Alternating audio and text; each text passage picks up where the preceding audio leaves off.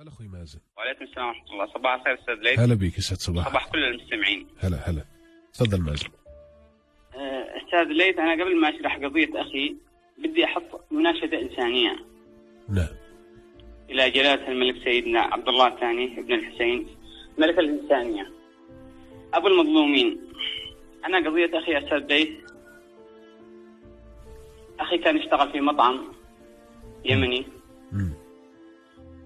وكان صاحب العمل يعني يقدم له على تصريح عمل. انت يمني يعني يا يمني مازن؟ يمني الجنسية. حياك الله. وكان صاحب العمل يقدم له على تصريح عمل، حصلنا الى الموافقة من تصريح من وزارة العمل، قدمناه الى الداخلية. نعم. بعد في ضمن يعني وقت التقديم اجت وزارة العمل قبضت على اخي في المطعم نفسه. نعم. كان لسه مش مجدد يعني التصريح؟ لا، كان هو مقدم ومعه موافقة من وزارة العمل، بس المعاملة حقه في الداخل للعلم. تمام. احتجزوه، رحنا خرجناه من مديرية جنوب عمان بكفالة. نعم. عشان نصلح وضعه. رجعنا بس استعجل شوية مازن. أوكي. طيب رجعنا نصلح الوضع. أيوة. جت جائحة كورونا، اتأخرت المعاملة، وبعدها فترة صاحب العمل قال لي خلاص طلع عليك الغرامات 1425 حق التصاريح، وبنطلع لك التصريح. سلفنا المبلغ وطلعنا التصريح. رجعت اشتغل طبيعي. اتفاجأ بعدها 15 يوم يتصلوا لي جنوب عمان، انت عليك ترحيل، جهز اغراضك. قلت لهم كيف انا طلعت تصريح؟ رحت هناك وريتهم التصريح، قالوا روح جيب لنا كتاب من وزارة العمل. نعم. رجعنا وزارة طيب العمل. انت بتحكي يا مازن عنك ولا عن اخوك؟ عن اخي يحب السجن. الان بالسجن اخوك؟ ومن متى بالسجن؟ من 7 أيام أو 8 أيام. من 8 أيام على موضوع انه لازم يترحل وما رحل نفسه. ايوه. طيب خليك معي.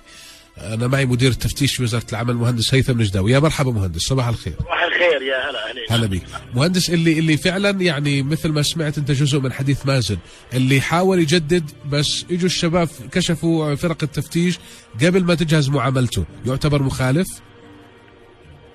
تسمح لي بشغل بنقطة. يعني هذا موضوعه يعني أنا متابعه. أيوة. وصار فيه شوية أحداث عليه لآلية يعني إصدار التصريح بعد قرار تسفيره. أوكي. هذا الشيء طبعا انضبط قبل يعني شهر بداية العام، يعني عن فترة طويلة، وتم تكفيله لغايات تصويب وضعه. نعم. أوكي.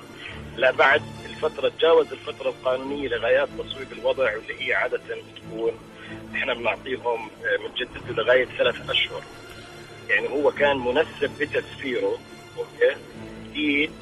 في فترة ضبطه للمرة الأولى. نعم. ومع هيك أعطيناه فرصة يطلع يصوب وضعه ويجدد، يعني يصدر تصريح العمل. ولكن ما أصدر تصريح العمل خلال الفترة المسموح له فيها. نعم. وأجت جائحة كورونا، وإحنا طبعا كمان حطينا الجائحة والتعطلات اللي صارت بعين الاعتبار. طيب الآن شو وضعه كونك مطلع مهندس على التفاصيل؟ شو وضعه راح يصير؟ هو أصدر تصريح عمل بعد قرار التسفير، كان صادر فيه قرار تسفير. نعم. اوكي. وتم تشكيل لجنة تحقيق في وزارة العمل بخصوص آلية إصدار التصريح مع انه في عليه قرار تسفير. اوكي. وهو يعلم بقرار تسفيره. يعني هو أصدر تصريح بعد قرار تسفير. وفي يعني هلا في نقطة كثير مهمة. أي شخص يصدر فيه قرار التسفير النهائي ما بنقدر نلغي قرار التسفير إلا بموجب طبعا نظام وتعليمات دفع تكاليف إلغاء التسفير بقيمة 3000 دينار. يعني الآن هو لازم يدفع كل هاي التكاليف حتى نقدر نلغي تسفيره. نعم. غير هيك يعني لازم يتسفر. وبيقدر التصريح العمل اللي أصدره ما بعد قرار التسفير يسترد الوصل المالي وبرجع المبلغ اللي هو أصدر فيه التصريح. مازن المهندس هيثم يسمعك، إذا بدك تضيف شيء تفضل. بس للعلم يا أستاذ، أنا كيف أطلع لو علي اسمي بلوك؟ كان الموظف بيحكي لي أنت ما تطلع تصريح لأنه عليك بلوك أو تدفع الغرامة. هذا هو النظام. هو بيعرف هو النظام هيك. كيف طلعت لي تصريح وعلي بلوك 3000؟ مظبوط بتحكي. وفي أنا حكيت هاي أمور داخلية بنحقق فيها إحنا، وهو العامل بيعرف إنه عليه تسفير لما أصدر التصريح. نعم. طيب يعني أنا لو أنا عارف إنه علي 3000 ما راح أخسر يعني حدود 1600 أو 700 دينار تصاريح. ماشي. أنا بدي أفهم مهندس الآن، الخطأ من الشباب في لقطة التفتيش ولا الخطأ من الشاب نفسه اللي مخالف؟ هو الخطأ من البداية إنه هو مخالف. يعني إحنا نبدأ الأمور إحنا بنعطي فرص للعامل إذا يا تصويب وضعه أوكي، ولكن عدم استغلال الفرص هاي مش شو الخيارات الموجودة عند أخوه اليوم؟